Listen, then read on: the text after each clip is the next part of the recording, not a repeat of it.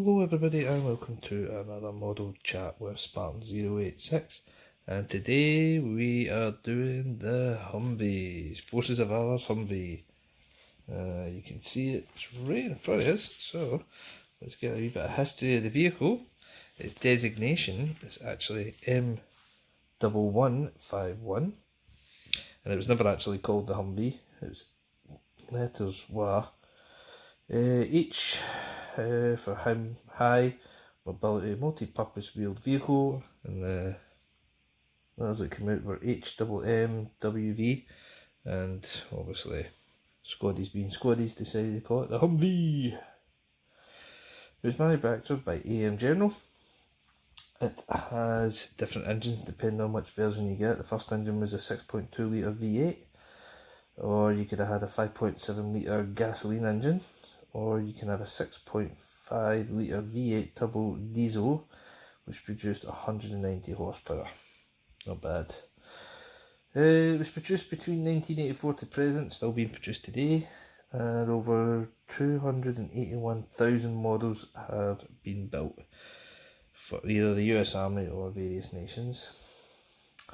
This was a replacement for the M151 Jeep, which had started after World War II and had become basically the main multi-purpose vehicle of the US Army. So obviously in 1979 the US Army drafted replacement specifications. A number of companies went forward, and 2 years later AM General was selected as the contract winner. Now obviously not just doing the Humvee as a basic infantry thing, this would be taking over various jobs such as ambulances and troop carrier as well. Instead of having just the big trucks taking troops about, you have a specialist version of the Humvee at the back here. It's cut down, made a wee bit longer, and it's a troop compartment, an open troop compartment I should say. Its first combat use was during Operation Just Cause, which was the American invasion of Panama to get rid of Noriega, the drug kingpin. It was also used in the Gulf War. It was also used in Operation Restore Hope, which was the ongoing UN crisis in Somalia. It also served in the Balkans, Iraq, Syria and Afghanistan. The wee bit about the vehicle was it was quite lightly designed. It had no real armour or protection per se, depending on how you looked at it. When it went into combat, say if it went into a chemical or biological environment, there was no protection for troops. It wasn't sealed, so anything could get in, which is a kind of bummer, because then you would have to do a variant where it could be sealed up. It had a good wheelbase, good wheel axle. It was wide base, so it could go over rough terrain pretty well. It was a 4-wheel drive. It had a variant armament in the vanilla versions. As you see, you got a tow missile here, and you could put a 50 cal on that one. So they were the basic vanilla designs, but obviously as time went on, things changed and they were up armoured. 50 cals could become a Jimpy, which is the Americans the M240 Bravo. You could also have the grenade launchers, machine grenade launchers, multiple grenade launcher, I should say, sorry. Or grenade machine gun, that's what we were calling it. You could have one of them on top. You could also have experimental ones where they used Hellfires, and they also had Stingers and certain other types of missiles, air defence missiles placed on top. Obviously with the upgrades, I was talking about the weapons. Later versions were up armoured in Afghanistan and Iraq, where a bit of protection was put in place for the crew and gunner. Obviously you had, let's see here, the doors became more armoured, you had armour getting put along and underneath. he had ECM packages getting put in to try and limit the amount of radio controlled IEDs that were being used against troops. They also, I think they also had an infrared jammer, which was quite a good thing to have. We did that in Northern Ireland. We discovered that IRA could use infrared guns pointing at trigger weapons, so started using them. The armour that we were using was a kind of composite of armour, not as good as Chobham, but good enough that it could pretty much protect the troops from almost everything. 66 nations use this vehicle, which is pretty impressive. That goes all over. Almost every continent has Humvees being used by one nation or another, but two I should point out are quite strange ones.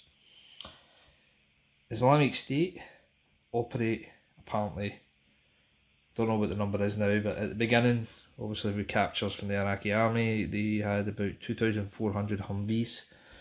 Obviously over time, their actions in Syria, with the Free Syrian Army now against them, even Al-Qaeda based units against them, the Syrian Army, the Syrian Arab Army I should say, because that's its real name, the Iraqi Army, the Kurds, everybody, the Americans, Russians. I'm sure that number has dropped down to maybe a few hundred. The other one is the Russian Army also operates Humvees. They operate them because at the 2008 invasion of Georgia, there was a number of US Marine Humvees still waiting to be shipped back to the States, and the Russians took them. I think it was about 32 or roughly, or something like that. And the Russians decided that spoils of war, the Blairs. It is also produced as well and manufactured in China for the Chinese army. Again, I don't know what their specifications are, if they're the same as the Americans or it's just some kind of cheap version. I'd probably go with the latter. This has been replaced mostly in service with the US Army in active war zones with MRAP vehicles, which is the mine resistant armoured protection vehicles. So obviously the vehicle's design isn't the same as the MRAPs. MRAPs is a V shape at the bottom, and that comes from the South Africans. Obviously the South Africans have a lot of experience in dealing with mines during the Angola wars and dealing with groups like Mozambique as well, who were coming across the border and hitting them and then going away. Obviously during apartheid they also had internal strife, so they learned a lot from dealing with mines, and that's where MRAP vehicles come from. So more about this vehicle, the Forces of Valor, is I've only got two. There is actually three versions. The other version that you don't see here is the K4 version, obviously for the Kosovo Force. So that is a very extremely rare one to get. I did see it once on eBay and it went for about £150 out of box, so that shows you how rare it is and how sought after for collectors. I've opened up this Humvee. As you can see, if you do come across one of these and decide to buy it, you can show you everything that's able to be opened and moved. The wheels do move left to right, and they do move in sequence, in unison. Bonnet opens up pretty well. You can see, without breaking my doors, driver, passenger open. Rear mount opens, and you can see that's where the stash of tow missiles go. Obviously that closes up the bottom, that comes down, and that is it. So pretty good. Obviously you can as well change it. Certain versions came with 50 cal, so you can obviously opt out of the tow and put a 50 cal on top. I have a 50 cal for this one here. I've just left it in the box until my room's done. I'm not doing anything with them. But overall, good jobs. Paint job weathering on this is fantastic. It looks great. This is for the Desert Storm 91 version. and obviously it's showing you the basic Allied symbol for troops to see, recognise each other. Don't think it made much of a difference, to be honest. It's also showing you the sand and dirt it's got up here, weathering rustic around the edges, wheel trims over the wheels, etc. Grille. So overall, good paint job, well done Unimax for that one, but that was a very early version one. Woodland version, paint job's good, it's still good overall, but you don't really see any wearing, but it doesn't really matter. Overall it's still a fantastic model, and did really well with it. Again, the K4 one is exactly the same as this, but except it has, exactly here it has K4 written on it, or is it, sorry, it's actually here, K4. So it's exactly the same as this one, just difference with that. I'm hoping to get another one of the 91 Deserts, and I'm going to customise it. I'm going to make it into a very more modern up armoured Humvee. I'm going to put gunner protection round, like positive armour. I'm going to put a 50 cal up there, I'm going to put a cover over it, some netting, armoured doors, ECM kit on the top, and anti-IED triggers at the front. So waiting to see, I'm trying to get a hold of anything that's going on eBay cheap. Apart from that, overall it's a good one to have. Anybody who's got it will love it. Oh, before I forget, you've got a wee driver sitting at the vehicle all ready to go. If that gets anybody going. Overall it's a good model to get, great one for the collector's edition. If you've not got it and you see it, it's going cheap, I'd say get it.